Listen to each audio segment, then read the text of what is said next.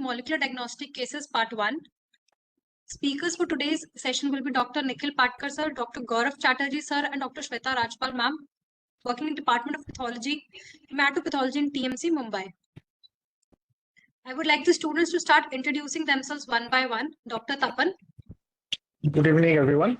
Myself, Tapan Jyoti Saikia, second year postgraduate student from Maulana Azad Medical College, New Delhi. Dr. Deeba. Good evening, everyone. Myself, Dr. Deeba Khan, second year resident from JNMC, AMU Ali. Dr. Vishwabandhu. Good evening, everyone. I am Dr. Vishwabandhu Bandari from Chiton Medical College, Bharatpur. I am third year resident. Dr. Sayanta. Good evening. I am Dr. Shanta from IPGMER, Kolkata. Dr. Preeti. Good evening, everyone. Myself, Dr. Preeti, second year postgraduate, AIMS Chennai. The webinar hosts are Dr. Anita Borges ma'am and Dr. Sumit Gujral sir. Moderators of today's session will be Dr. Dure Eden, who's assistant professor in HIMSA Delhi, and myself, Dr. Parul, senior resident in BPS GMC. A few reminders regarding connection interruptions, poll questions, and request for annotations. A few disclaimers. Disclaimers continued. Upcoming talks, that is on 3rd October, will be on similar topic, Molecular Diagnostic Cases Part 2 by Nikhil Patkar sir, Gaurav Chatterjee sir, and Sweta Rajpal ma'am. On following week, on 8th October, we'll have exam slides, histopathology and cytopathology by Dr. Neha Mittal ma'am. Let's start. Sir, I please request you to start sharing your screen. Yeah, we'll do that.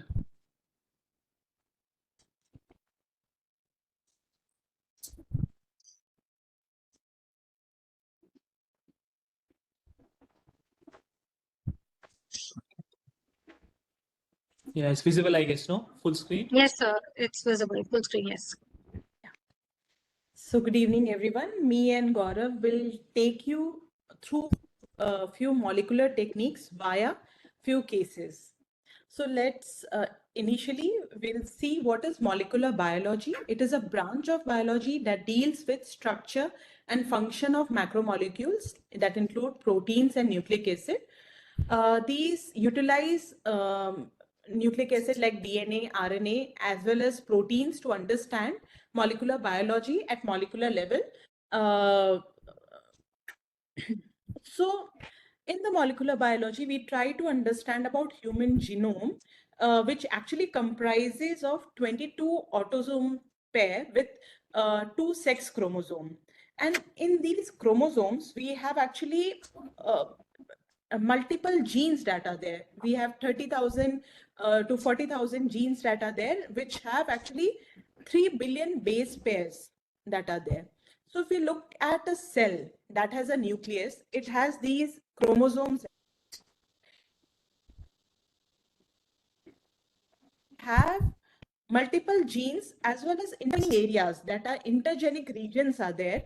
In the genes also we have coding areas that are exons and non-coding areas that are in form of introns, and these whole sequence they are in form of nucleotides that are ATGC that are there. So if we look at the human genome, actually the most of the region is non-coding, and only 1% of the whole genome is actually coding genome, or that actually makes sense. So if we look at the central dogma of molecular biology, we have the starting material where we have DNA, which gets transcribed to RNA, a messenger RNA, which carries the message through translation and formation of protein in the cytoplasm. So this is a central dogma of molecular biology, where DNA gets transcribed to RNA, RNA gets translated to a protein, which gives a functional meaning. So the central part of a molecular technique, to any molecular technique, is the polymerase chain reaction. Polymerase chain reaction was discovered by whom? So can Deba answer this question? So does anyone know? Yeah. No. Okay. Anyone else who knows who this person is? So Carey Mullis was a person who invented PCR, and he was awarded the Nobel Prize also in 1993. So Sayanta, can you tell me what happens in a PCR reaction? What are the components and what exactly is happening in a PCR reaction? In a PCR reaction, what we do, a specific sequence, we amplify it. Correct? First, through a primer, we anneal Correct. a 3' region, then we amplify it, and then the cycle repeats. So we Okay. get many amplified sequences. Okay, so in that, if we see what are the components that we will require for PCR, we would need a template. As you said, DNA will be required, right? Or RNA, whatever is there, that will be required. And then you need primers so that you can identify which areas to amplify. And then you need nucleotides that are there, and you need DNA polymerase that should help you for addition of these nucleotides. And you also need a buffer solution. So if you look at schematic diagram of what you see, so what happens, you have a double-stranded DNA structure, where primers are supposed to go and bind. Now, before primers have to bind, this double-stranded DNA has to break into a single-stranded structure. So basically, denaturation has to happen, where at a temperature more than 90 degree, at around 95 degree, your two DNA strand will get separated. Once they have got separated, a temperature of 60 degree around, this may vary according to primer. It is around 58 to 65 depending on your annealing temperature of your primer. It may vary, but approximately at 60 degree, your primers will go and bind to the site of interest. And then in the presence of DNA polymerase, extension will happen at a little higher temperature of 72 degrees Celsius, where your DNA polymerase will get activated and it will be adding the nucleotides in both directions. So what was initially at the end of one cycle of PCR, we will get 2 copies of DNA, double-stranded DNA, we will get 2 copies. So similarly, this is repeated for multiple cycles to get millions of copies of DNA. So basically, to visualize what is there, any change that is happening, what we are doing is we are amplifying a sequence. So this is called PCR, and this is one of the central technique of our molecular biology, where based on which our techniques are based. So now once we have amplified the product, how can we visualize these products? So according to the visualization process, our PCR technique may differ. So basically, there are various kinds of PCR. And so in today's example, I had given example of RT-PCR, reverse transcriptase polymerase chain reaction in a case. So let's go through that case and see what is there. So can Tapan read the history of this case? So case 1, a 55-year female with dragging sensation in the abdomen. On examination, the spleen was palpable 10 centimeter below the left costal margin. Correct. So what do you think till now? What possibility will you think with this history? Ma'am, a dragging sensation of the abdomen with a splenomegaly, you will try to rule out the causes of individual splenomegaly. Correct. So we'll take further histories to rule out any causes that can be either hepatic, or there can be congestive splenomegaly, there can be hematological disorders which can cause splenomegaly. Now we go to the peripheral smear where you are getting this kind of morphology. So what is your prominent finding here? Ma'am, there is hyperleukocytosis with a myeloid predominance. Correct. Showing predominantly neutrophils as well as immature myeloid series, myelocyte, metamyelocytes. And we can also see few eosinophils, few dysplastic forms are also noted. Few blast-like cells are also seen. So you mean this would be blast-like cell, right? Yes, ma'am. Okay. Sweta, can you tell him Yes, to I'm point going any to laser pointer. Yes, sir. any basophil we can Yes, show? sir. Yes, sir. So this you mean is blast-like cell where with a prominent nucleoli, scant amount of cytoplasm. Here we are seeing this would be, I think, promyelo because nucleoli is kind of visible. Then here we have myelocyte. These are eosinophil. This is another blast that we are having. And this should be a basophil. Here we can see coarse granule that is there. They are better basophil in bone marrow picture that we can go. So with these finding that we have leukocytosis, shift to left, basophilia. Here we cannot call myeloid preponderance. Why can't we say in peripheral blood myeloid preponderance word? Because we cannot say whether the other series has been suppressed in the proliferating organs, and the RBC's picture as well as the appears normal in the smear while reduced also. Correct. So actually in bone marrow, you are supposed to have normal erythroid precursors, but in peripheral blood, you are not supposed to have erythroid precursors, right? So we cannot call use the term myeloid preponderance in peripheral blood finding. What we can say is that there is leukocytosis, there is shift to left, and there is basophilia. Now, what would you want to do next, Vishwabandhu?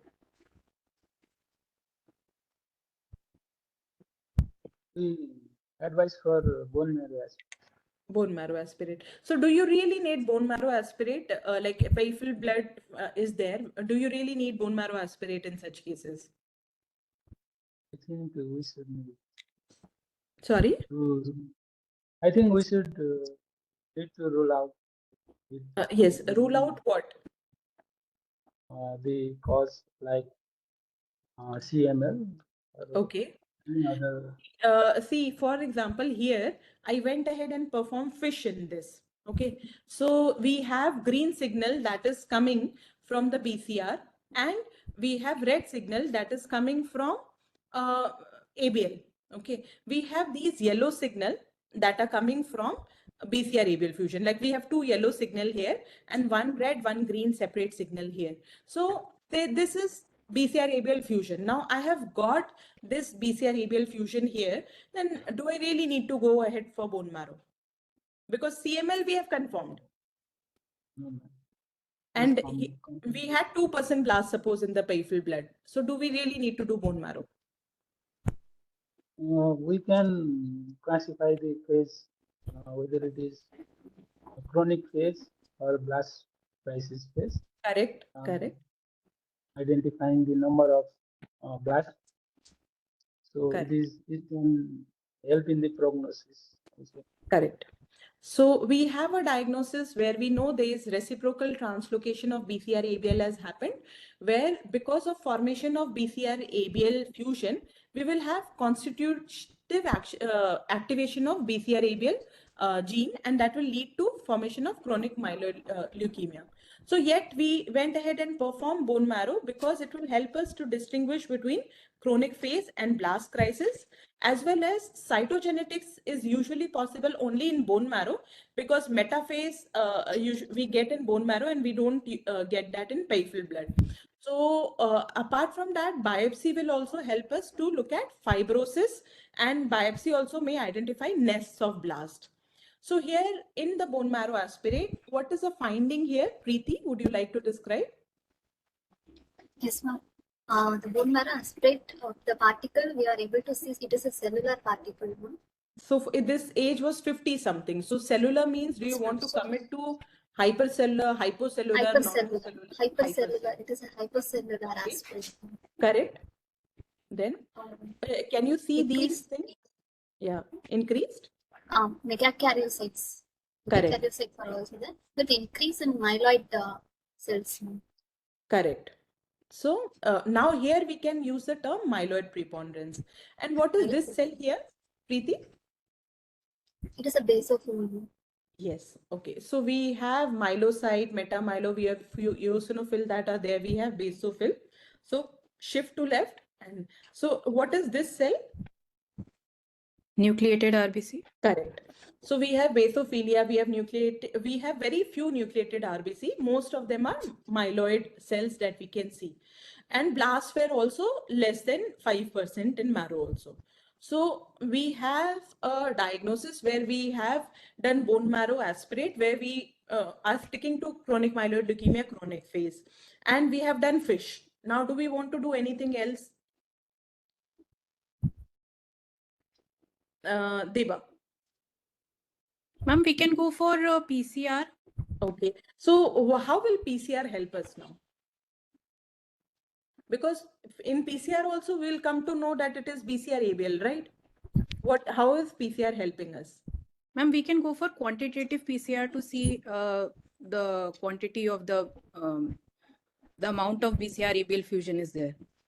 So suppose I get amount of BCR-ABL as 100, or if I'm getting a 70 ISNCN, let's say that way. So how is it different? Like, how is it making a difference for a diagnostic patient?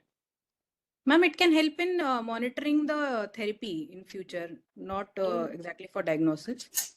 Okay, okay. So basically for monitoring of therapy, if it will help, we just want to know what kind of BCR-ABL transcript is there. So at baseline, are we getting P210,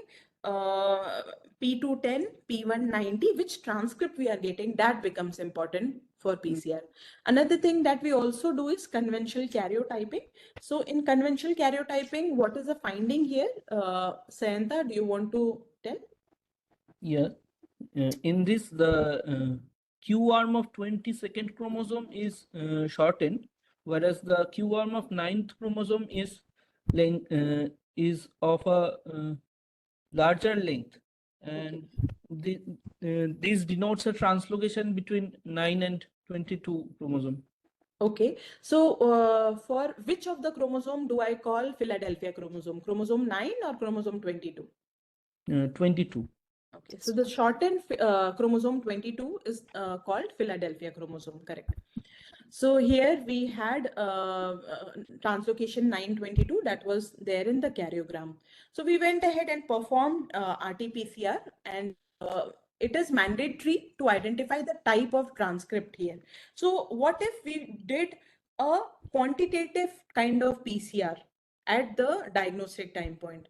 This won't really help us, because in case it comes positive, well and good, but if it comes negative, it will not help us, because can be variant transcripts that may be happening. Like, the common translocation of BCR-ABL happens between the exon 14 of BCR and exon 2 of ABL.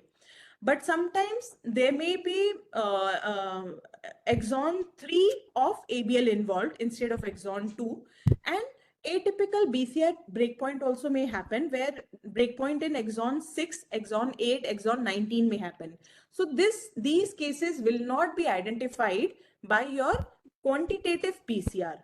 So in qualitative PCR, whereas you can do a multiplex PCR where you are amplifying a control area in the BCR gene. Here in the control area, you can see a product of 808 base pair.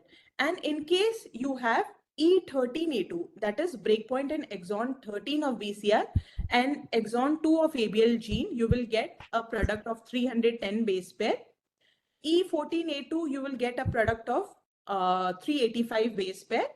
And for your E1A2, that is P190 kind of product, that is your the one which we see commonly in BALL, you will get a product of 481 base pair. So in this same reaction, you are getting products of different base pair, and you will be able to identify what transcript is there. You can also go for variant PCR of BCR-ABL, where you can amplify the area of exon 3 also, and exon 6 and 8 of your BCR-ABL. So here what we are doing is we are using multiple primers, and whichever is present will amplify. So we can identify whichever transcript is there easily in case of RT-PCR at baseline. But in real-time PCR, what happens is, where you want to quantify, you will be able to amplify only one small area. So for real-time PCR, for the major transcript, that is E13A2 and E14A2, is a different type compared to what is there for E1A2, that is P190 transcript. So for example, a BALL case that comes for monitoring, for that, the real-time PCR that we'll be putting will be different from compared to the case that has classical E14A2 transcript that will be coming for follow-up. So that is why we have to identify which transcript was present at baseline. Gaurav, do you want to add anything? Yeah. So if we look at the PCR ABL, the commonest transcript that we get is E14A2 in 63% cases, and E13A2 is there in 20% cases. But even in CML, we can get E1A2 in 1% cases. So we have to identify what transcript was there in baseline so that exactly the same transcript we can identify in real-time PCR during monitoring time point. Here, if we look at this PCR, so Tapan, do you want to interpret? This is our patient. Okay, so we are getting two bands. One is at 808 base pair. First of all, on the right, we have molecular base pair. So this is 100 base pair. This is 200. This is 100, 200, 300, 400. It goes this way. And this is 1000 base pair ladder. So now compared to this, if we try to compare, so this is 100, 200, 300. So this band is near around 300 base pair. And this band is nearing around 400 and this band is nearing around 500. So similarly, this upper band is nearing around 800 base pair. So in our patient, we are getting two bands. One is at 800 around base pair and other one is nearing around 400 base pair. So do you want to interpret, Tapan, what are we seeing in this case? Ma'am, in our case, the patient's band is resembling the 385 base pair band, that is E14A2. Correct. Most likely, ma'am, the transcript we are dealing with is the E14A2 transcript. Okay. So in this patient, we are having E14A2. Now here, what is this band that we are seeing? That 800 base pair band, what is it? So if I go back to the example, here I had shown that we are also putting primer for the control region. That will give us a band of 800 around base pair. So this we will be seeing in every case. Okay. So now suppose this first case that is there, it is showing us only band of 808 base pair. So, but there is no other band that is there. So what will you consider this case as? Control. And control. For prime. So Preeti was saying something.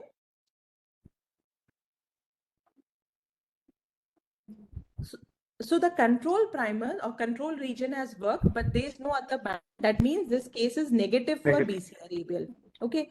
But now at the same time, if I'm looking at this lane, if I tell you that I had put a PCR for this also, but there is no band at all, can I call this negative?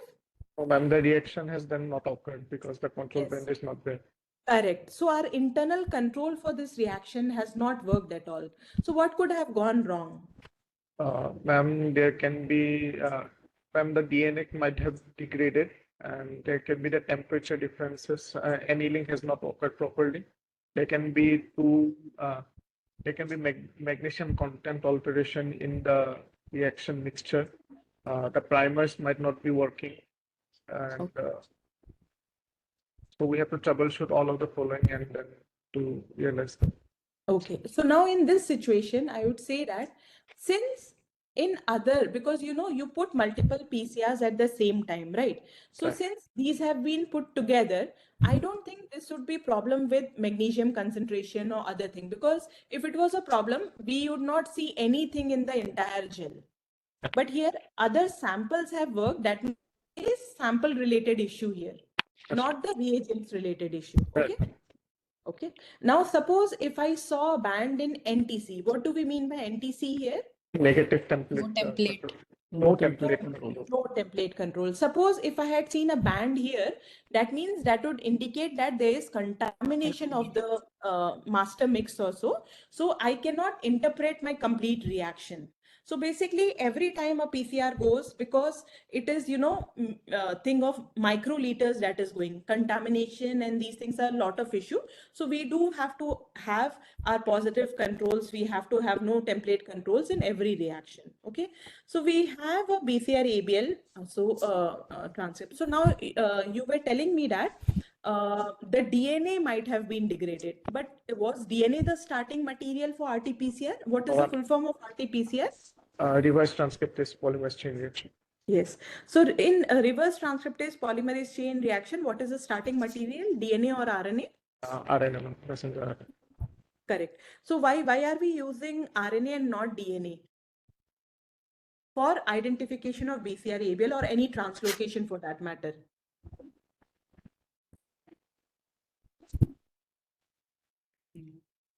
Can we use DNA for RT-PCR?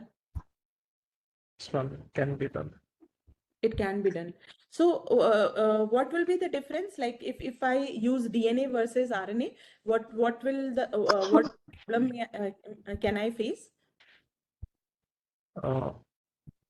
Non-functional mRNA suggests that the DNA is transcribing, so that is pathogenic and not really. So basically, what happens? So we can detect BCR-ABL translocation at both DNA and RNA level. Correct. No, it Correct. can be in both. So why RNA? Why not DNA? That's the question. So let me show you. So basically, we were discussing that we will have coding and non-coding region, and in case of if we deal with this example here, we have 3 exons and 2 introns here, right? So this blue area is our exon and this pale areas are our intron. So if you look at the coding region, or exon 1 is 200 base pair and intron 1 is 16,000 base pair. Again, exon 2 is 200 base pair, intron 2 is 15,000 base pair, and exon 3 is 300 base pair. If I wish to amplify this area, like I just want to amplify the coding area also, I just want to know if this is getting amplified or not. But if I do at DNA level, I will get a product of 15,500 base pair. Okay, so just now I showed you a gel picture where I had used DNA ladder up to 1000 base pair. For 15,500 base pair, the gel handling will be very tough. Like, it is like very tedious to do such kind of PCR where you are getting such big products.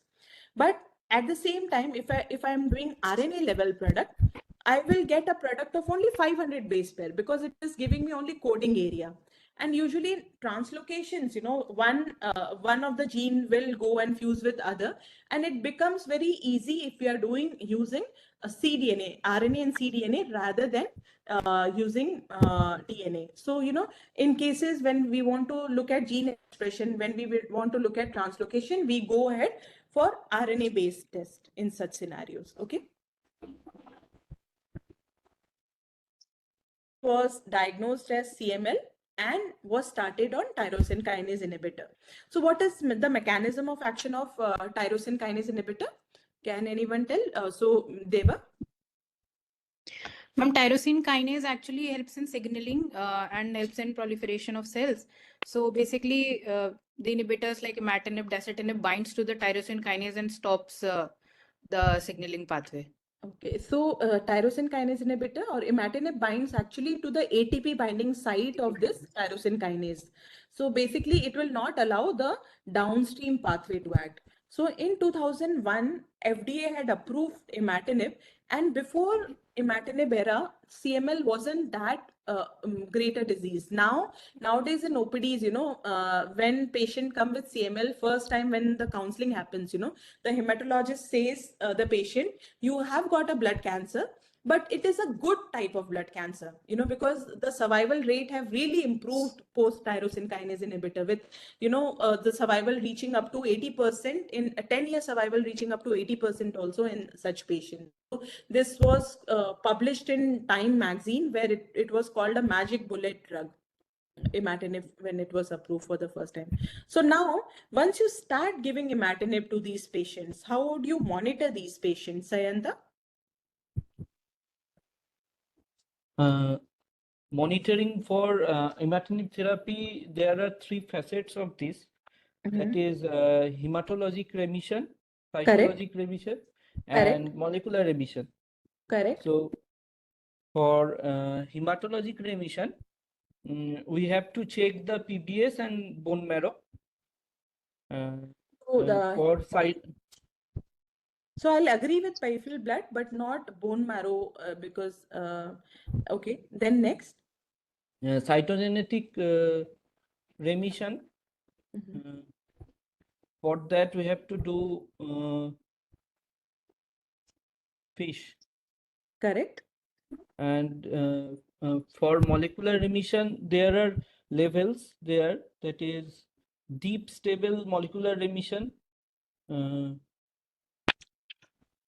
Okay, you are going to levels, but what is the technique by which we will check BCR-ABL in the molecular? We have to do the quantitative PCR for that. Quantitative PCR or real-time PCR? Real-time PCR.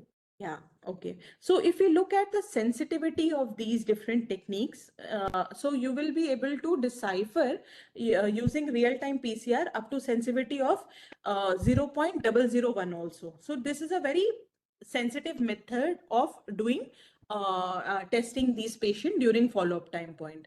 So after 9 months, this patient, a real-time PCR was performed. So how is this real-time different from what we had done at the diagnostic time point? What in the materials we had used primers, we had used DNTPs, we had used buffer that was containing magnesium and DNA polymerase. So what additional thing is there during the time of real-time PCR?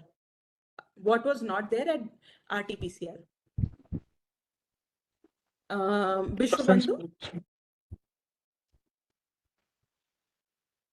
Maybe the quantity of the protein this decrease. So when we saw in the gel picture, we couldn't quantify, no, this would be 10%, 5% or so like that, right? Now in real-time PCR, you get report of 0.01 also. So for that, is the method different from what was done earlier? RT-PCR, was it different? Tapan, would you like to answer this? Some fluorescence probes are used for real-time PCR. So they are based on the fluorescence resonance energy transfer. So the probes are linked with a fluorescence molecule as well as a quencher. So they bind with the DNA part, which is the target gene. Then whenever DNA polymerase starts working, it disrupts the binding of the quencher and the fluorescence molecule, so that when light emits, then the fluorescence starts and it can be detected based on the number of applications that occurs. Very, very beautiful description. So basically you've done the part that I was supposed to do. So here the probe binds, in addition to the forward and reverse primer, we have a probe that is bound to fluorophore at the 5' end and quencher at 3' end.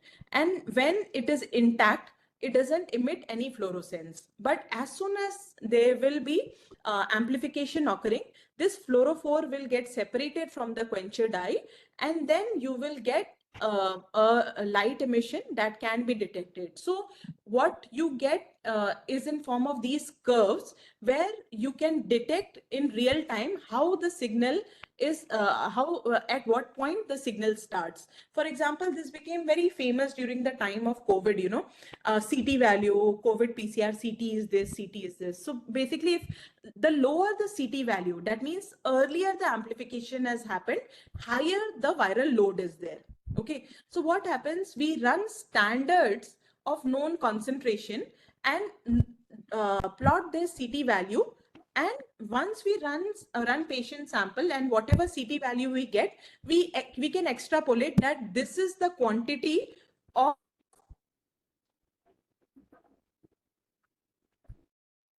Okay, so here this patient was at 42 months, the BCR-ABL copy number rose significantly, and we got NCN or normalized copy number of 5.6.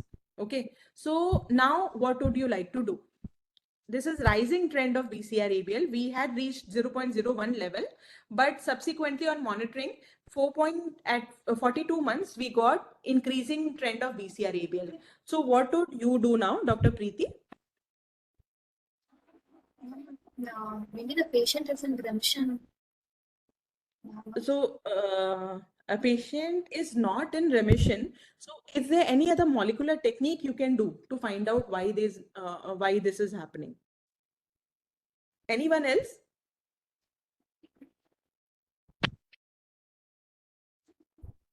So we go ahead and do kinase domain mutation testing. Has anyone heard of this?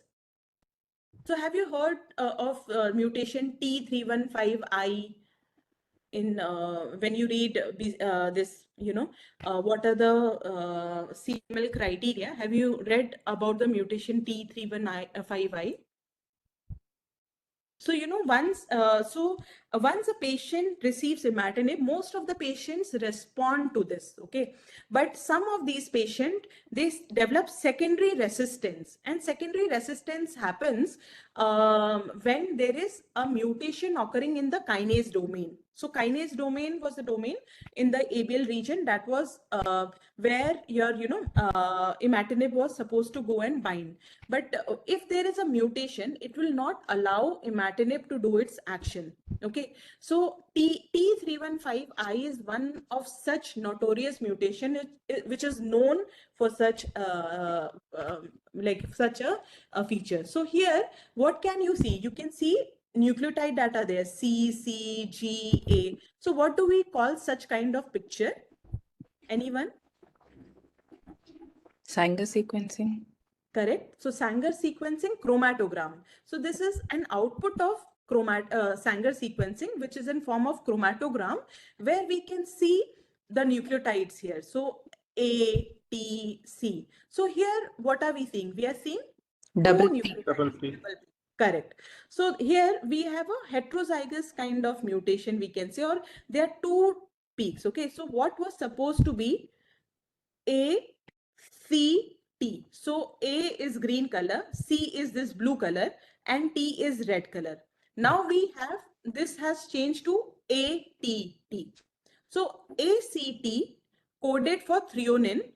However, ATT codes for isoleucine. So what happens? Now at 315 amino acid position, what was coding for threonine now has become isoleucine. So we can say that this patient has mutation T315I using this Sanger sequencing chromatogram where we found this sequence. So what happens? What is the principle of Sanger sequencing? So apart from the primer or DNA template that we had and DNTPs, we also have DDNTP. Okay, so which is dideoxynucleotides. So they are bound to fluorochromes. So as soon as these bind to a template, chain termination happens. But they are bound to fluorochrome. So once they pass through capillary electrophoresis, you can decipher the sequence. So let me explain it to you with a better example or better slide actually. So our DNTPs, they have OH, hydroxyl, at their 3' end. However, if you have this DDNTPs are modified in such a way that instead of hydroxyl group, they have hydrogen in their 3' end. So once this hydrogen occurs, chain termination will happen. That means elongation will not happen at this end. And this DDNTP, we have bounded to a fluorochrome. Okay. So what will happen if your when the DNTP is added, your phosphodiester bond will get formed. However, wherever DDNTP is added, your phosphodiester bond cannot form, and there will be chain termination that will be happening in Sanger sequencing. So by this, what will happen? You will have fragments of various length which will have terminated at different lengths, which when you pass through capillary electrophoresis, you can identify that what nucleotide has got incorporated when, and they will be serially displayed in form of chromatogram. This is how you can decipher sequence in Sanger sequencing. Okay. So in this case, where in a CML case at diagnostic time point, we use RT-PCR. For monitoring, we used a real-time PCR. And when this patient had increasing trend of BCR-ABL, we went ahead and did kinase domain mutation testing by Sanger sequencing. So this was from case 1. If any of you have any questions, we can address that. Otherwise, I'll pass the baton to Dr. Gaurav for next case and explaining the next. So I think I just want to, focus a bit on what Sweta said. So as a pathologist in this case, just see at what are the steps that you could, impact patient outcome, right? So you diagnose that this patient had a molecular abnormality, which is very much responsible to a particular therapy, right? So the clinician could give that therapy and the patient responded. Then you could monitor the patient using another technique, which is qPCR in this case. And then finally, when the patient stops responding and the disease starts coming back, you can do another test, which is Sanger sequencing in this test, to determine that what may be the cause of this, change in response. So based on that Sanger sequencing result, if you find specific mutations, so they could change the TKI, they could consider transplants, so all that. So this is the kind of different levels that molecular technique do impact in today's date, patient management. So if you have any question regarding this case, we can take it right now. Let me see if there is anything in the chat box. So there is nothing in the chat box regarding this case. There's one question. Please explain the transcripts in CML. Yeah, correct. Sweta, maybe. Yeah.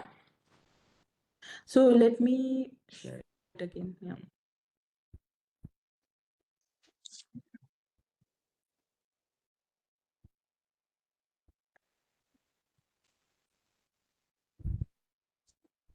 So now, when BCR-ABL fusion happens, you may have breakpoint in different regions in BCR and different regions in ABL. So if you have major transcript are P210 transcript, that is breakpoint occurring in your exon 14 of BCR. So this is exon 1 and this is exon 13. So this one is example of exon 13 of BCR where breakpoint has happened, and exon 2 of ABL breakpoint has happened. So this fusion is happening in E13A2, it is called. And if the breakpoint is happening in exon 14, you will have E14A2. For both of them, we call the transcript as P210 because, exon 14 and exon 13 are nearby and they can be monitored using the same real-time PCR. So basically, this is called the major transcript of BCR-ABL, which is the majority component of BCR-ABL fusion that happens in CML. Now, other transcript that E1A2 is where a breakpoint happens in exon 1 of BCR and A2 or exon 2 of ABL. And this happens commonly in BALL, but very rare in CML. Okay. So now in other variants may happen. So basically you may have breakpoint in exon 6, exon 8, exon 19 of BCR. And these are there, but these are important for you to know that at baseline, what transcript was there for you to monitor. So I just saw the question that will they be important for outcome? So I don't think they make a difference in outcome, but it is just that you want to know the type of transcript so that you can monitor them. So, quantitative PCR is available for E13A2, E14A2, the major transcript, and P190, but it wouldn't be available for variant transcript. If you want to monitor variant transcript, you will have to do nested PCR. So if suppose a variant transcript patient, you are just doing quantitative PCR of, you will be won't be true. So this is important for the monitoring purpose, that you should monitor the same transcript that you had detected at the diagnostic time point. That's all. Yeah, another I think curious implication of this is that sometimes we see cases where FISH is positive but PCR is negative. So that often happens because people will do very commonly the common transcripts like E13, E14A2 and E1A2 and will miss all these rarer transcripts. So they will say that it's not CML, its PCR is negative. whereas your fish is positive. So how do you then tally them together? So the fact is you have to always check what test exactly was done, so that you know that how to interpret that test in a much more informed manner. So that's also again important. We will argue that more in the next case, that how molecular is very important in the manner that it is a specific test. So you have to ask very specific question. And there is a question about additional cytogenetic aberrations. Correct. So basically, I did not cover that because I was covering more of PCR and real-time PCR. However, additional cytogenetic abnormality or clonal cytogenetic evolution term is there that is being used in current WHO as well as ICC. So basically, your presence of additional Philadelphia chromosome, isochromosome 17, or trisomy 19 that is there, and they are complex karyotypes. So these abnormalities are there that you have to list as clonal cytogenetic evolution that is present.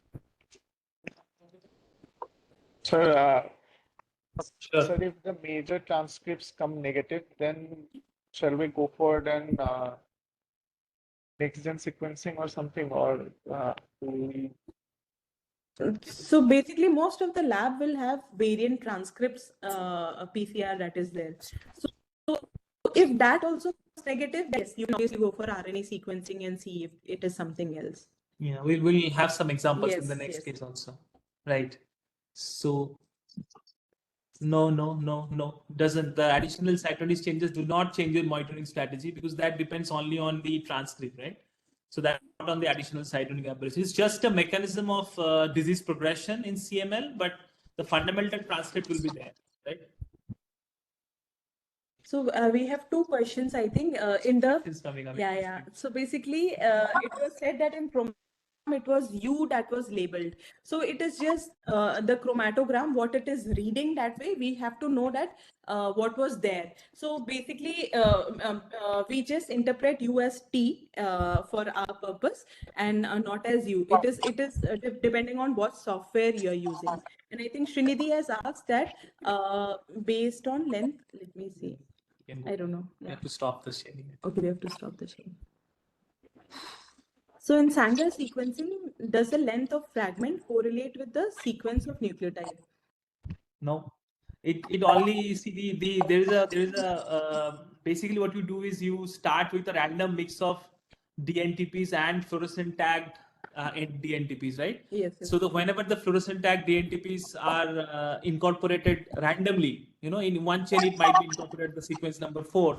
In another chain it might get incorporated in sequence number 11. So that way, it doesn't at any time point that fluorescent level DNTP is introduced, the chain is terminated, and you have to then look at that thing. So, length of the fragments only correlate with the with the moment that DNTP is being introduced. And also the strategy here that is done is, the DDNTP, lesser amount of DDNTP is used so that chain termination doesn't happen very frequently. Yeah. So it should allow the length to go on. So we have not gone into detail because we are trying to touch upon the techniques so that expose the students to the technique. And so I also have got a question that explain the concept of international standard. So I'll just give you the example that international standard is something like what we do for INR. When we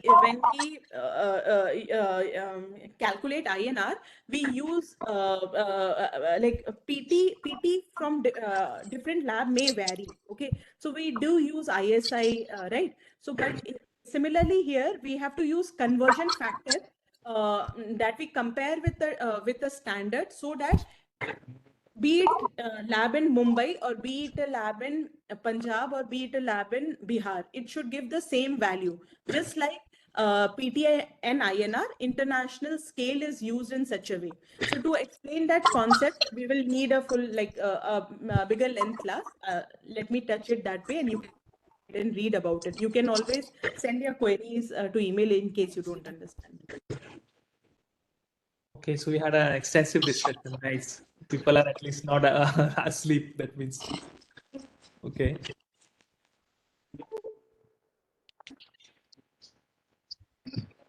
Right. So maybe who can take it?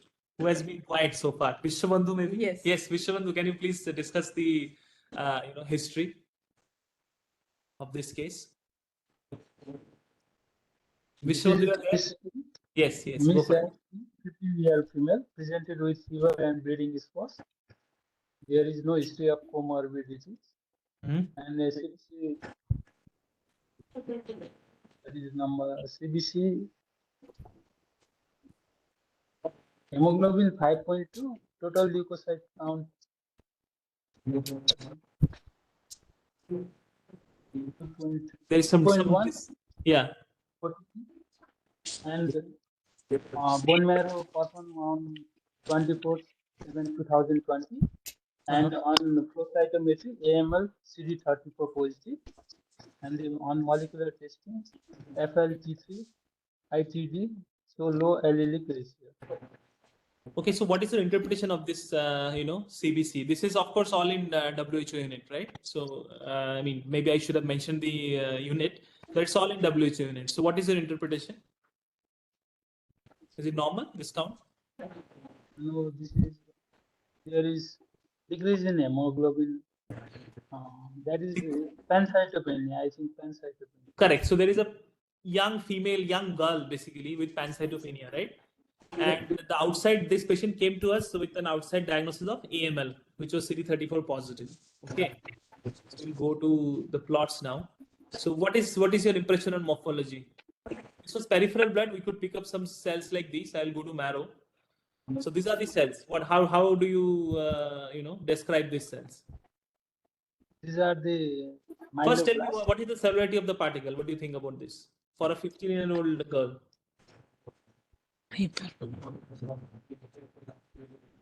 Hypercellular. Looks like hypercellular, completely packed. The marrow is completely packed. Surely it's hypercellular. What about the cells? How do you describe them? Look like blast. Might be myeloblast.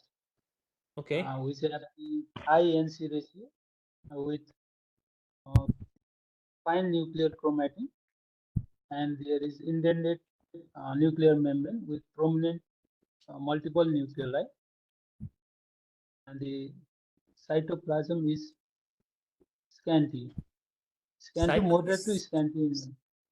So there, I mean, okay, but there is areas of cytoplasm I can see, like for example, this here the cytoplasm seems to be quite abundant to me. Any other quality of cytoplasm that you could pick up here? Here seems to have some granules in the cytoplasm. It's not some granules. I would say it's packed with granules, right? There are a lot of granules. So if you look at this peripheral blood picture, a lot of granules are there, no? So cytoplasm is packed with granules. Like you said, there is some indented nuclei here, right? So what is your morphology? What about this cell? What are these guys here? Wire rods. Okay. On only one? Bundle of wire rods. Multiple wire rods. What are they called? Agates. So what do you think on morphology? What is your diagnosis? This diagnosis, of course, you have to make on morphology only, right? No other way. Acute promyelocytic. We should have first. Sorry, promyelocytic leukemia. Acute promyelocytic leukemia, right? Yes. So what if I tell you this is normal promyelocyte? What is the problem? I am arguing that these are normal promyelocyte. Okay, all these guys are normal promyelocyte. Even here you can see this is the normal promyelocyte. This has some raw rods, but it's again normal promyelocyte. How will you argue that this is not normal promyelocyte?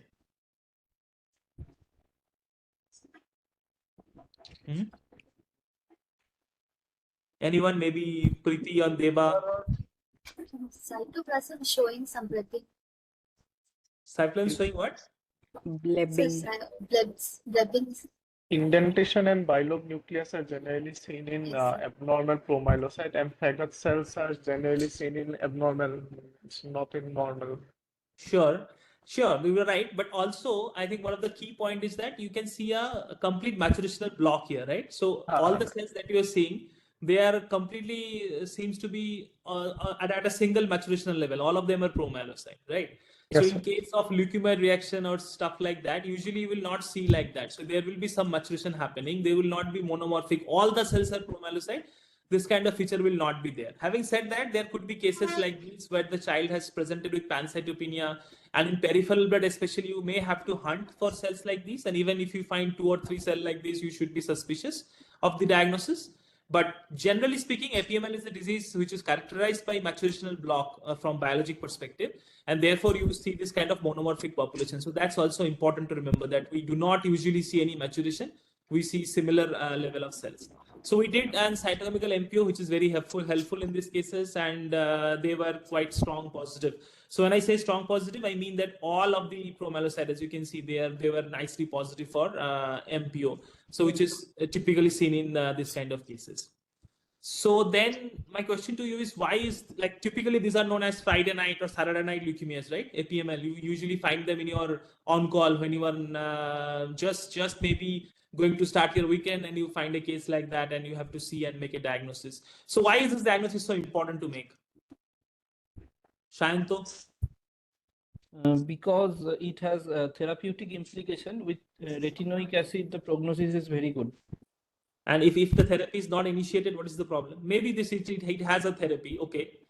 But why do we have to make the diagnosis then and there? The patient's condition can worsen and it can cause DIC.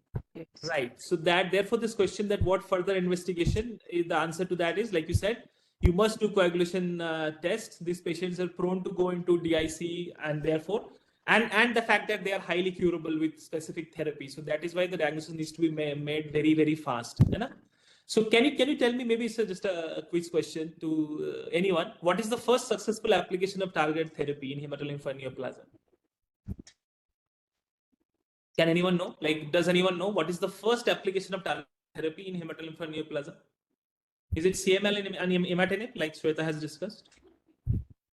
APML, I think in 1980s, the Chinese people started giving Atra to the patients. Very good. So the answer to that is APML, and we have Atra. Even then we had arsenic trioxide as well, but Atra was the first successful application of targeted therapy. Right. So then if we go to flow cytometry, so in this case the flow cytometry was done. So I now want some of you, maybe who has not spoken, Preeti, maybe just interpret these 2 markers for me. So the red population is marked in, this is your target population, and the lymphocytes are in this thing you can see in sky blue, or sky blue, gray is your lymphocytes. Little bit of granulocytes are there which are in green, but the red is your target population. Okay. So tell me the expression of this population with respect to these 2 markers, CD34 and CD19. What do you think? Sir, the target population is positive for CD45, sir. With okay, I am asking specifically for this plot. 34 and 19. I'm asking you to comment specifically on this plot, 34 and 19. Sir, most of the cells are, so few cells are positive for 34, and large population of cells are showing negative for 34, sir. So here, just for your, just so that you can understand easily, these are the normal controls for 34, right? This black thing that you can see, these are normal myeloblast. These are the normal control of B cells for 19. Those are the B cells, right? So our population seems to go towards the 34 seems to reach to the level of this normal myeloblast. 19 seems to reach to the level of these normal B cells. So would you consider this as positive then? Yes, sir. Typically we will, right? But what have you learned about the immunophenotype of APML? Are they typically 34 positive? No. Or negative? No, sir. In APML, HLA-DR and 34 will be negative, sir. Negative. And what about 19? Should they be positive? These are not B cells, of course, right? They are myeloid cells. So should they be positive for 19?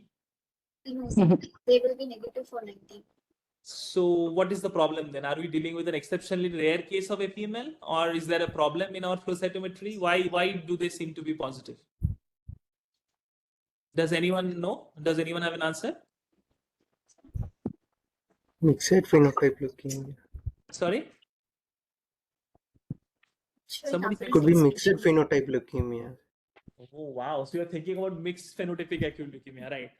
So this is probably I shouldn't talk about it today because this is not our topic of discussion today. But just because we are discussing APML, so there is something known as autofluorescence. Okay, in the context of APML. So whenever you see this signal coming from flow, this is not CD34 to be honest. This is this fluorochrome which is conjugated with CD34, right? And the signal is coming actually from this fluorochrome, which in this case is PC5.5. In the case of 19, it is ACD, right? So what if the signal is coming just from this fluorochrome and it is not due to the attachment of antibody? Can that happen in life? So can there be some background fluorescence? The answer is yes. It's especially APMLs are very, very notorious for this. They do have this phenomenon known as autofluorescence. So for this, what we typically do is we do an unstained tube. So you can see that here we did an unstained tube and we just put PC5.5 and ECD and not the marker, right? There is no 34 and 19. It is only PC5.5 and ECD. And you can see that it's showing exactly the same pattern. So that means that this is just a background staining. This is just a benchmark. And only if it is crossing this limit, only then I can call it positive. So now if I put a gate based on this benchmark, it seems negative, right? Now it is not crossing the limit that was set based on your benchmarking. So I wanted to show this just to prove the point that in any test that you are doing, the benchmarkers are exceptionally important, right? You have to set your normal, otherwise you can't really interpret anything. So in this case, the normal is going up, the background is going up to this, and therefore I will not consider this as positive. This will be negative. So the outside lab made the same mistake. If you remember in the history, this was a AML 34 positive, it was called, but 34 actually is not positive. It is just a autofluorescence of the background fluorochrome. Okay, so we forget flow for now. Let's come to this patient. This is again fish. This is something Sweta has showed you. So I'm not going to details. But in this case, this is again a fusion probe. You can see that these are the normals. There is a green for RARA and a red for PML. And they're fused here. Clearly, it shows a fusion happening. So therefore, PML RARA is positive. So again, we went for PCR. So again, the question, just to rehearse what we learned today, maybe I can ask Deba, would you do PCR or would you just be happy with the fish diagnosis of PML RARA? Deba, can you answer? The fish diagnosis should be enough for diagnosis. Correct. So in that context, morphology is enough for starting therapy, right? So that is okay. But would you do PCR or not? And if yes, why? The default answer is no, right? If you have met the diagnosis, why do you need to do something else? Big reason for it, right? So if yes, what is the reason for it?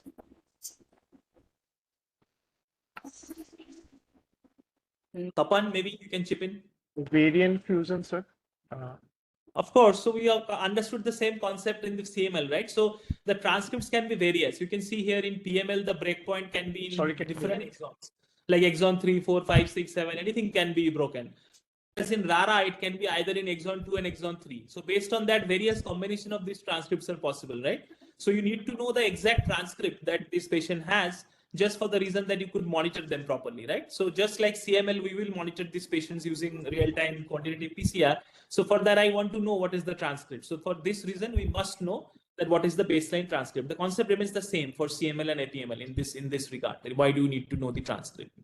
So just to rehearse, we know that APML is a disease, one of the most, we could say it's a poster boy of success in hemolymph neoplasm.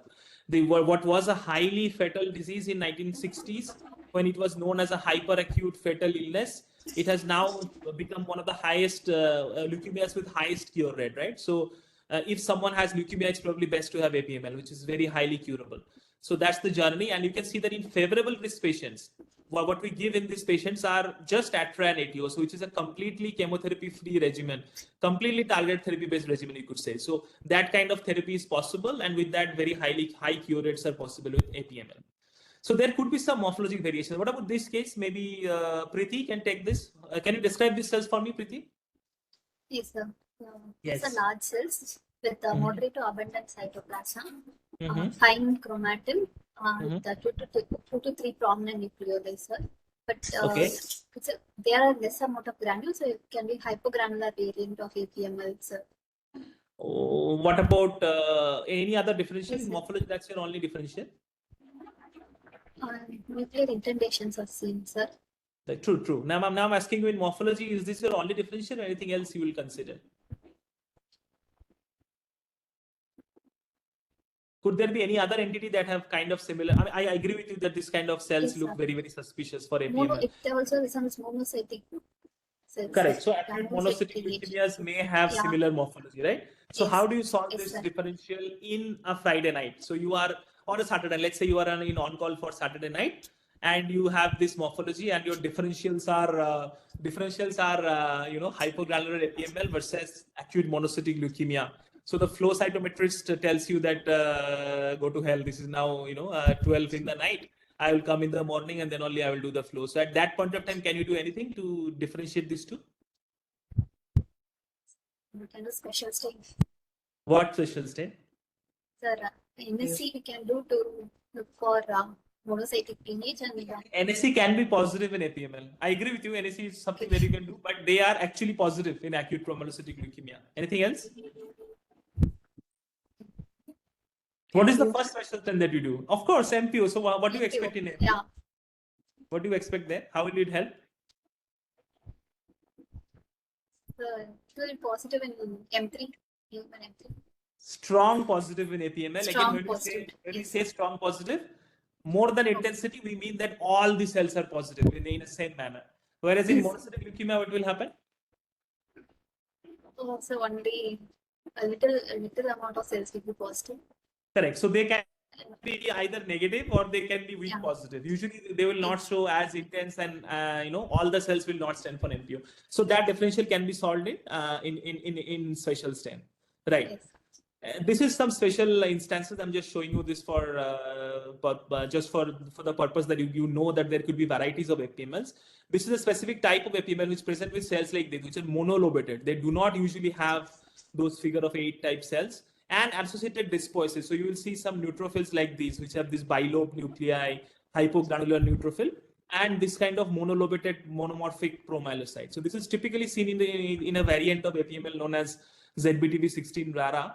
But just to take home the point that there could be variant types of APML which has not PML but some other fusions, other genes fusing with RARA, and they can give you morphology like this. So you should be aware of all this morphologic variations when you are dealing with APML. Okay. So now let's start with our bonus case. Basically, this is a 14-year-old male now, and this is the morphology. I'll just go to the picture. So maybe who has not spoken yet? Everybody has spoken. So Tapan, maybe you can take this. How do you describe this morphology? Sir, cells are large, almost more than 2-3 times the size of a small mature lymphocyte. The cytoplasm shows granulation and some vacuolation as well. Nucleus is large with increased NC ratio, irregular nuclear contour, fine chromatin, few nucleoli, sir. So do all the cells look same to you, or there are some different types? Variation in the shape of the both nucleus. Okay, there may be some variation, but about the myeloid maturational stage that we broadly think in mind. Okay. From that perspective, are they all same, or there are maturation going on? All appear same, sir. Appear same, right? Again, some other picture. So what is your diagnosis? Give me diagnosis. This is something where you have to give diagnosis, right? So again, maturation errors, I'd like to think of APML. Yeah, of course you will think of APML. That's the only thing you will think of initially, right? So Yes, let's sir. say you are in the on-call and you have let them know, and you did MPO, which was again nicely positive. So you let the oncology team know that this looks like an APML. You did flow also. I'm not going to detail. They had similar features like what you typically see in APML, right? So APML diagnosis confirmed. They have started with ATRA. Everything is good. But now the FISH result comes, okay? So you can see that this 2 green and 2 reds are completely separated, no fusion happening. So what is your diagnosis now? Sir, again, RARA can be fused with any other gene other than PML, right? Very good. So you think this is still APML, right? Sir. Although FISH is negative. So before thinking variant RARA, there could be situations where FISH is negative but PCR is positive. This can happen with many fusions. This is something known as cryptic fusions. Okay, so we go ahead and did our PCR as well. This you can see. This is the positive control in a patient in a known case, and this is our patient. So there is no band here. So what is the interpretation of PCR? Negative. Negative So APML RARA. Very good. So FISH negative, PCR negative. Still stick to the diagnosis of APML, or you want to change? Sir, in the previous FISH picture, the second image, it shows yellow Correct. So, very good that you have picked that up. So this is a different type of fish. So you see the figure A is a dual color fusion probe, right? Where one PML is red and RARA is green. But here, this is known as break apart probe. So what it means is, this is only for RARA. So in normal situation, they will be fused. So in break apart means if RARA is getting rearranged with something, these probes will break up. And then you will see separate red and green signal. So in this case, the fact that you are seeing them fused, that means this is normal. There is no RARA rearrangement happening. Okay. So I think Tapan, you told me that there could still be variants of RARA, right? But So had there been variants of RARA, we would have seen this RARA break apart being broken, right? It's not broken, it's intact. So there is no RARA rearrangement. So there is no PML RARA, there is no RARA rearrangement. So would you revise your diagnosis now? Yes, sir. But I'm not sure quite how to revise. What about you, Sayanto? Still APML, or you think APML is not possible because we have proven that PML RARA is negative and RARA rearrangement is negative? Not quite sure, sir. Anyone else who wants to stick with your morphology, or you want to change based on the molecular result? Very fundamental point we are standing now. We give. So we can stick to the morphology. Yeah, It is a case of AVPM. Stick to the morphology. Many people are saying stick to the morphology. So we are at our heart morphologists, right? So we want to stick to our morphology. Very good. So then, but you have to prove it, right? Because the oncologists will not believe. They will say, "What are you saying? I've done all this and it's negative." So any other test that you can think of which can now help, like when all the PCR are really, not being able to give the answer? So this is the moment of next generation sequencing, right? We have to bring in the next generation sequencing to see if anything else we can see. So just before we go there, just to again, the techniques we are not going to detail, but just to brief you about it a little bit. So this was Human Genome Project, which was covered in 2001. There's a long, huge history about it. You should read it. It's very, very exciting. It's just how one of the greatest achievement was science was done using Sanger sequencing, if you can believe that. So in 2001, people used Sanger sequencing. There was a lot of story there. Like there was a government group in US which was trying to do. There was a private group, and how they came together finally, and how the private group was about to beat the government when Bill Clinton suddenly decided that no, we have to get these guys back in and we have to do it as a team. So all those fascinating histories there, which you could read, which you should read actually. But this was the Human Genome Project that was covered in 2001 using Sanger sequencing, right? Till that time, next generation sequencing was just coming up, and we knew that it was painstaking to complete the human genome using Sanger, but still people did that using billions of dollars at that point of time. But now you're in a situation where this is genome assembly. This is known as genome assembly. So now we are in a situation where we have full telomere to telomere genomes are complete. So except Y chromosome, for all human chromosome, now we know gapless sequences. So we know right from the start till end what is the sequence, and that this has been achieved only because of next generation sequencing, which includes long read sequencing, which is basically known as third generation sequencing, but predominantly short read next generation sequencing, right? So how this achievement was done is a really fascinating story of how next generation sequencing has impacted our life. And now actually we are going to a future where we'll have pan genome. So what it means is, we know that my genome is not really completely same to your genome. Okay, there is always some variations happening. So far we have only one linear genome as our reference, as our human genome reference. But now people have realized that there are a lot of variations. So maybe we will have a situation where, like, in India, we'll have many states, we'll have different genomes, and we'll combine them together. And when a patient comes from, for example, West Bengal, we will go back to the West Bengal reference genome. When someone comes from Delhi, we'll go back to Delhi reference genome, something like that. So that kind of future is also now we are envisioning. So if you think in broad term, like how sequencing has changed our life. So these are the common applications that you can think of. So one is this thing that I have spoken about, which is genome assembly. So like right from Human Genome Project to gapless human genome sequencing to now pan genome. So all these are genome assembly. Then there are applications like, non-invasive prenatal testing, which you can do from the blood of the mother. You can know about the fetal DNA, and you could take important decisions on whether the child is suffering from a genetic disease or not. In cancer, you could detect all the type of genetic mutations that's happening. And then you could use sequencer as counting devices, and you could do a gene expression, you could do ribosomal translation counting, you could do chromatin accessibility. So all those things can be done, right? So this is Sanger sequencing. This Sweta has discussed. I'm not going to details. So basically, again, this fluorescent level dyes are randomly getting incorporated into the elongating chain, and the chain is getting terminated, and you are based on that you are counting and you are diagnosing that, okay, so this nucleotide is T, this nucleotide is G, and so on.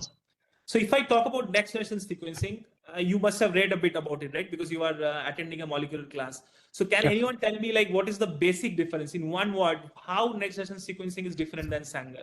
Why is it next generation? What is so different in it? How does it, allow us to be fast about it? So what is the basic difference of next generation versus Sanger sequencing? So Sanger goes from one point linearly forwards. Very good. And next generation? Next gen, sir, it a particular target means area, it will amplify, and then it will simultaneously read all the simultaneously read multiple copies of that same area. Very good. So the what is known as massive parallelization. So that means is you can do this sequencing in many DNAs together simultaneously. So therefore, you could now, let's say I have a 137 gene panel of acute leukemia in our lab, and all those, even within all those genes, we have many areas of DNA that we want to read, and all of them can be read simultaneously. So if to do that using Sanger would have been a real pain to do it, and it would have taken a lot of time, right? But with next-gen sequencing, you do it real fast. So we will just discuss a little bit about the principle on how it is achieved using the most dominating next-generation sequencing technique in the market today, which is Illumina, who uses something known as sequencing by synthesis. So first, in this stage, the critical thing is first to get a like a clonal amplification done. Okay. So how it is achieved is this bridge amplification, where we have stretches of DNA that are tagged with adapters. As you can see here, these purple are adapters. And then there are this in the flow cell of the instrument, you have these areas where this adapter complementary sequences are there. And therefore your tagged DNA goes and bind them. And then the other part of the tagged DNA kind of folds on itself and gets bound to the this other adapter here. And based on this, sequencing happens. Now this is duplicated, and again they are straight, and again they will be duplicated, and this way we get a clonal amplification of this particular fragment. You can see the same thing here, how this bridge amplification takes place, and then we have clusters of DNA that we now need to sequence, and these clusters can be generated simultaneously for many regions of DNA, as we spoke about, what is known as massive parallelization. So different parts of DNA can be sequenced together.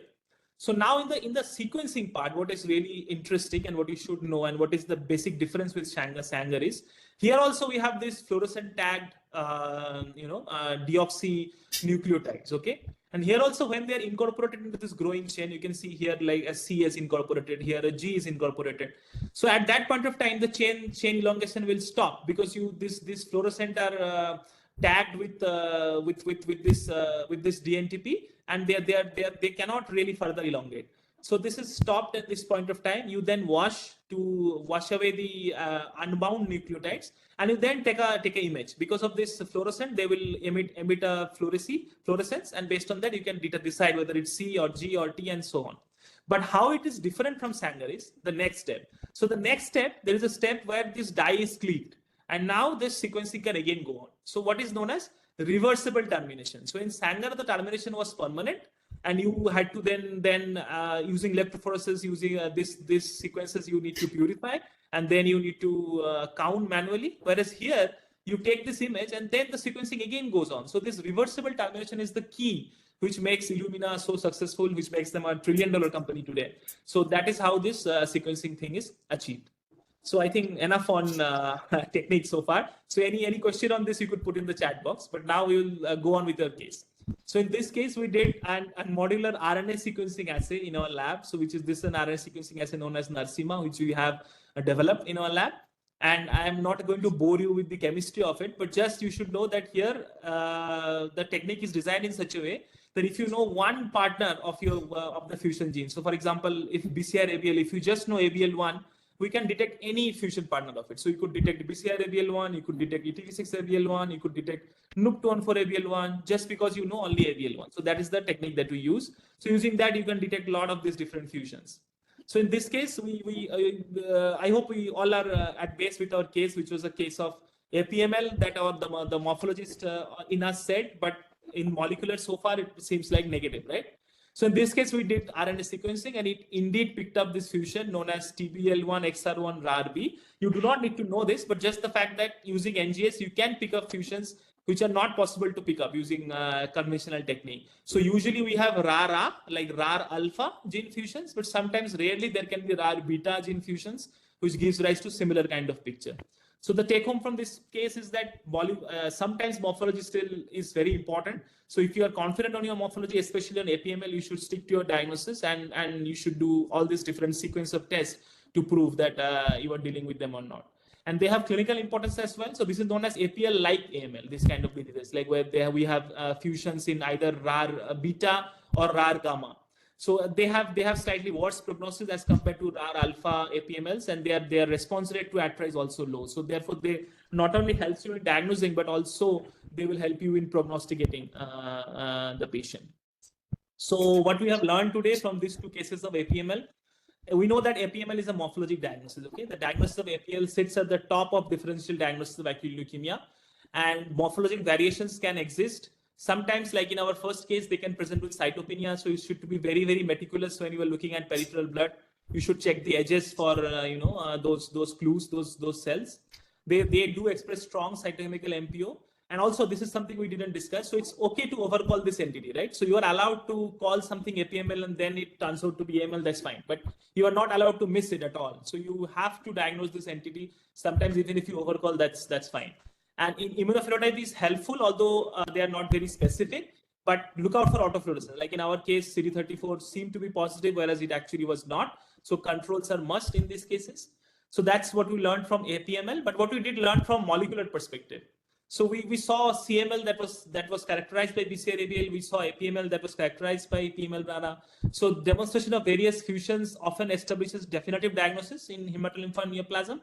So in those cases, FISH and RT-PCR both are must because PCR identifies transcript that allows for sensitive monitoring, and sequencing, like we see in the third case, can help. RNA sequencing can help in challenging cases to find out rare fusions. And from this, we get a bigger point also, which is that most of the molecular technique in routine lab are targeted. Okay, so we do not usually do whole exome or whole genome type of stuff. So we are only looking at very targeted regions. So therefore, there is no answer. The answer is not negative. The answer is that negative in a particular context. So when I say PCR was negative, I should not say that it is negative for APML. It just means that the transcript that I have checked in my PCR, those are negative. So when I say FISH is negative, it means that FISH is negative for PML-RARA at its sensitivity level. It can be less than that. Let's say 1% disease is there, FISH is not going to pick it up.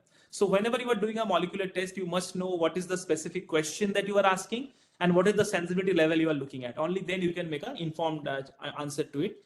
And just to get around this problem, we might be looking at a future very soon where we will do unbiased sequencing in all leukemias, like whole transcriptome or whole genome. So maybe that kind of future is also not very far away, and where we will not really require all these targeted things. We will probably do a unbiased broad spectrum sequencing in all leukemias.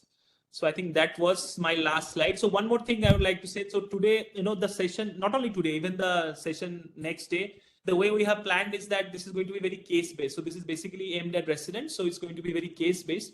This is not hardcore molecular techniques. So we have not discussed in great detail what are the different molecular techniques. So if you're interested in that, you could consider scanning this QR code and join our YouTube channel, where we recently had a molecular workshop where we had discussed very different facets of techniques, variant interpretation, HGVS nomenclature, and so on. And you could consider watching those videos. So you could just scan this QR code. So with this, I would like to stop, and maybe we can take some questions now. Sweta, you want to add anything? I think. Yeah. So for variants like we saw in the last case, is genetic sequence the only method for diagnosis, or we can use anything else also? Like we said before, that RT-PCR can be helpful in variant diagnosis. Yeah. So you have to know. So the problem with PCR is that you have to know exactly what you are targeting. So if your differential diagnosis is now 100 fusions, so for example, our case, it was TBL1, XR1, RAR beta. The RAR beta can get fused to other genes as well. Like there could be RUNX1, RAR beta. So then how many probes are you going to put? And these are extremely rare situations, right? So for this, are you going to order probes? Are you going to keep it in your lab where some case might come in once in 2 years or something like that? So and that too where there could be 100 different fusions. So you have to put 100 probes together to find out the diagnosis.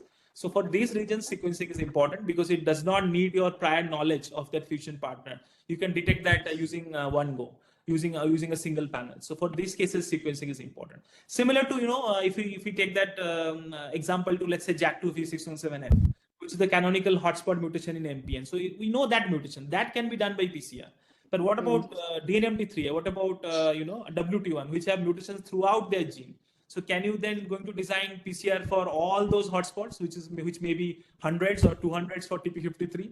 So that's not possible, right? So in that case, you got to resort to sequencing, which is going to detect all these in one single test. And that is why the term massive parallelization. So you can detect 100 genes simultaneously at all their hotspots. So that is how sequencing is useful in these cases. Yeah. Sir, I have some questions. Yes. This is who? Tapan, is it? No, sir, I'm Shayanta. Yes, Shayanta, go for it.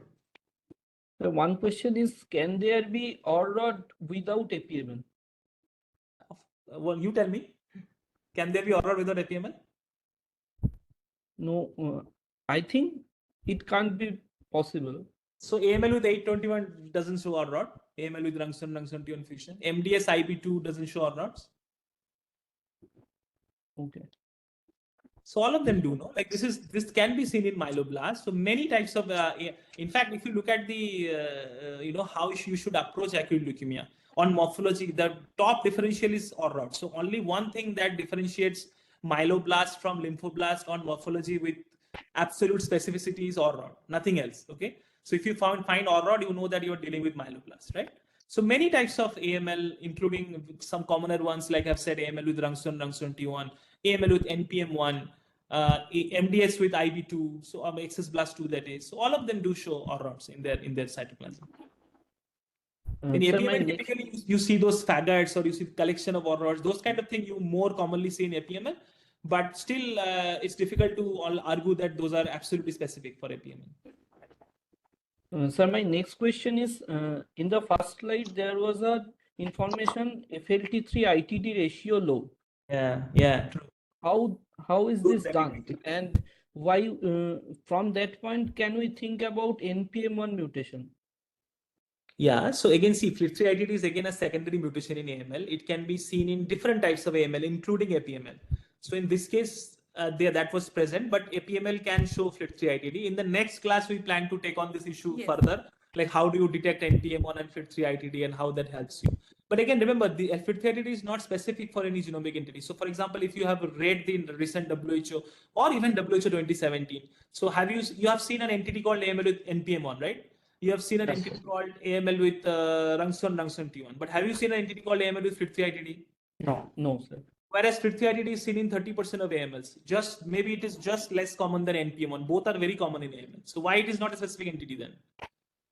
It's because it is a secondary mutation. It usually happens in many different types of AML. So although they are common, but they are not subtype defining. So FLT3 ITD will not make you diagnose a particular type of AML, but they are very, very helpful in some certain other perspective, which we'll discuss in next class. And sir, another thing is in the pictures of morphology, there was cup-like projection in the myeloblasts, and cup-like projection is very specific to NPM1, isn't it? It's So not. was it there? Like, was it in today's case, or have you seen the next next presentation's case? No. From today's case, I am talking about. So first of all, these are not specific things. That is why we do not diagnose AML with NPM1 based on cup-like feature. Do we diagnose that? Have you seen anyone diagnose AML with NPM1 based on cup-like features, right? So again, see, the problem is like Sweta says, in today's cases, we could argue that there are no specific cup-like thing. There are more granularity in cytoplasm. There are some figure of 8 separate cells, which you do not see in NPM1. So there are morphologic clues, of course. But the larger point that we must emphasize is we should not diagnose these entities just based on morphology. There are some clues. Of course, there are clues on which you can suspect that a certain entity is there. But do not diagnose them on morphology. You have to do that molecular technique to establish them. We will show you more example of cup-like feature and NPM1 in next class. And sir, the last one is, can we call it an APL without PML RARA? You tell me now. You have gone through the case 3. What do you think? No, that RAR B, RAR gamma, that is the APL, PML RARA like. What about ZBTB16 RARA? You have showed a variant RARA also, no? What about that? Is that APML or not? Yes. So in the WHO, there are 3 criteria for diagnostic criteria there, and there is one criteria showing that there should be PML RARA. So I was asking. No, but we have seen the cases today, right? So we know Yes. there are a lot of variant fusions that can happen with RARA. PML RARA is a distinct disease entity. Similarly, there can be other RARA fusions which will have very similar morphology on morphology. So see, whenever you diagnose an entity, what do you mean by an entity? If I ask you a very fundamental question, let's say you say something is AML, what do you mean by it? Is it a specific thing that you have seen in your microscope? Is it a specific therapy that the clinician will initiate? Or is it a specific behavior of those cells that will happen in a patient's body? I think specific behavior. Correct. So, in a very fundamental space, it is a behavior that determines that those things. No. So, from a clinician perspective, we only want to know whether this patient will behave in a specific fashion and whether I could treat them in a specific fashion. So, there are many fusions of RARA which do respond to ATRA, which have a very similar DIC can also happen, which have a very similar clinical presentation. So they are for all practical purpose APML. Whether you want to call them PML RARA APML, something else you want to call them variant RARA APML is your choice, but it's not going to matter in the clinical perspective, right? So Thank you, now sir. that with molecular techniques, we have many of these things coming. I'm happy that you're asking these granular questions. There are many different of these things will come up. So for this, I think we have to remember this thing very importantly, that it is ultimately the behavior that's going to determine whether or not we should level this patient in that way or not, right? And maybe whether it's a specific therapy or not. So those are the 2 things that we should keep in our mind when you are diagnosing anything. Sometimes it's easy to get lost into classification that people have given, है ना? So rather than that, we should think about that specific behavior and specific clinical implication of that thing. Okay, sir. Very Sir, good. Anybody has a list of questions? Anybody else has a list of questions? regarding the last slide, sir, Yes. That there is nuclear coagulation is also there. So can we make the differential diagnosis of acute lymphoblastic leukemia? With that amount of granularity and with that MPO staining? That I can see that granularity in the last slide, that coagulation. MPO? What about MPO? How will you defend the What about MPO? OR-ROD? What about MPO? Can any lymphoblast show OR-ROD? Like, I mean, Sayanto has told us about OR-RODs, right? Can any lymphoblast show OR-RODs? No, that's lymphoblast only, but I was confused with that. So that is why we emphasize the point that 2 things. One is that you have to know the whole context. Okay. So one thing is clinical. That's okay. What is the patient presentation and all that. But overall morphologic context is also very important. So you are looking at a picture where all the cells look similar. They have granules. They have OR-RODs. They are showing strong MPO. So are you then going to focus only on cytoplasmic evacuations? I think this is the thing I was talking about. Sometimes as pathologists, we get carried away with one feature or one description that I have read in some book. Those things doesn't matter in larger picture. You have to think in the whole context, right? So you have got OR-RODs, you have got granulations, you have got strong MPO. So then the evacuation doesn't mean anything, right? That clinically the age of the patient was also younger. Sorry. So clinically age of patient. So APML can occur in younger patient, no? APML typically occurs in younger female, no? Like they present with menorrhagia. There are younger females typically have APML. I think there's a question in the chat saying, why do you see specifically in peripheral blood edges? Yeah, so those are for cytopenic patient, right? So what I wanted to say is that sometimes APML can present with cytopenia. So you should be very careful. You should be very meticulous when you are doing peripheral blood. So if you have seen peripheral blood, where do you usually find larger cells? Will they be evenly distributed throughout the smear, or they kind of stick to the edges, right? So many times they can be more concentrated on edges. So if you're looking at a very cytopenic picture, it might be helpful in looking at edges. You should use all sorts of tricks when you are looking at morphology. It be impulsor mixed phenotype. Sorry? Mixed phenotypic. So how do you diagnose mixed phenotypic acute leukemia? Why did you have that thought in mind? Because I thought that the cytoplasmic regulation in the nucleus heterozygote hetero. How do you diagnose mixed phenotypic acute leukemia? That's the question again, right? How do you diagnose them?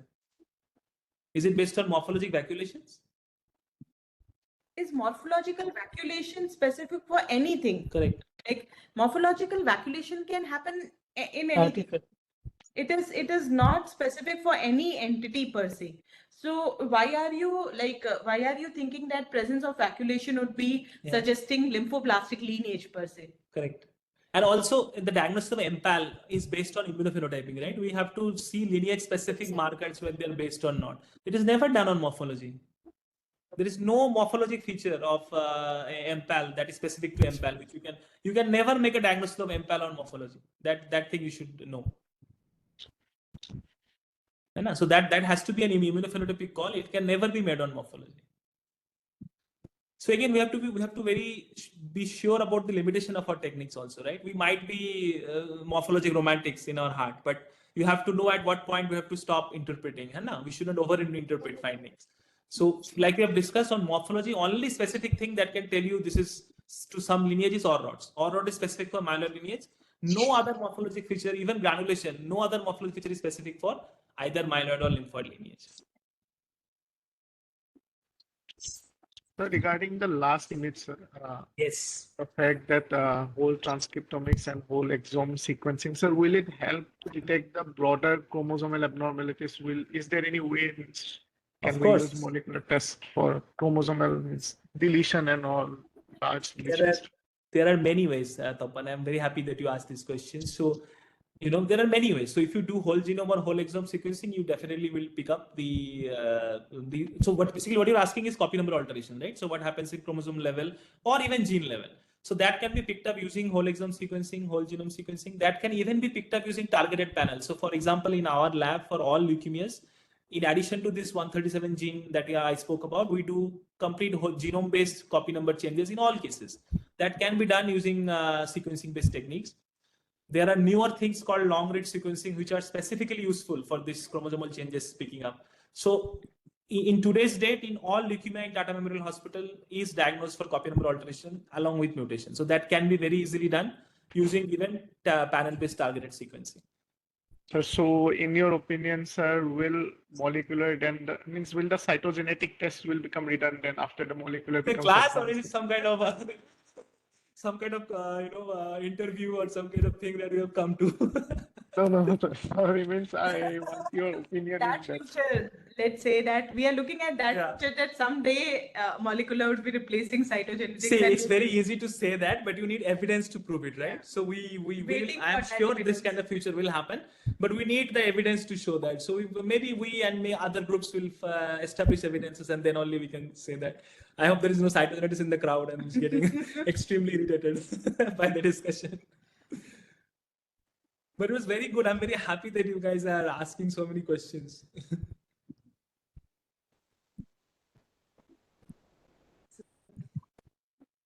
So someone is why or? So I think this is Asteria. He or she asked that any leukemia diagnosis consists of PB results, cytogenetics, and immunophenotyping or genetic sequencing. So why do you put an or there?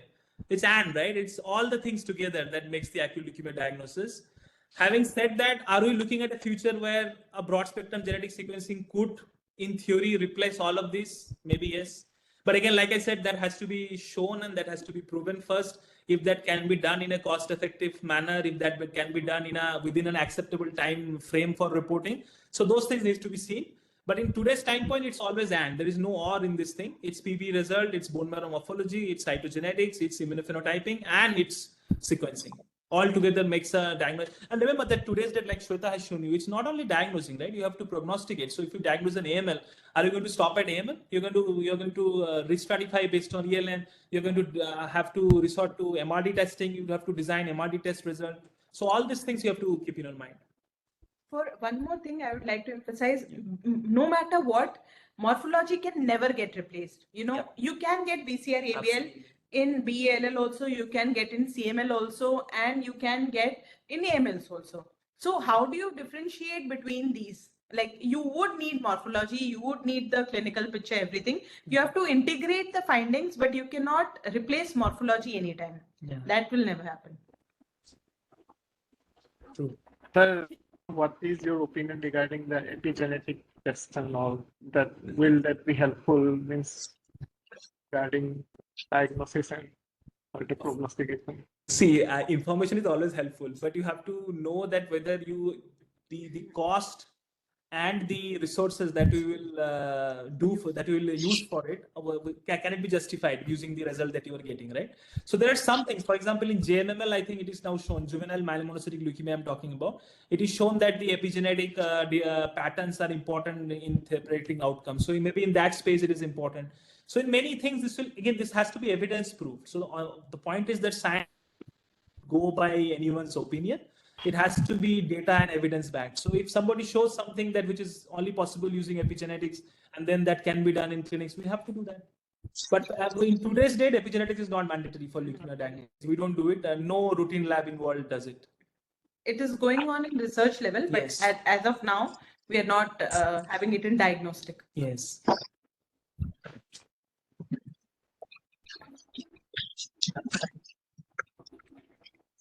So it's actually wonderful interacting with you people, like the level of enthusiasm, and at the end of session also, you people are like, wanting to get your questions answered. That is really wonderful. So I hope that coffee with Tapan and coffee with Santo have finally ended, I guess. Or is there anything else, Tapan and Santo? No, sir. No, sir. No, sir. Great. So is there anything else we need to do, moderators, for the next session? No, sir, nothing else. And there are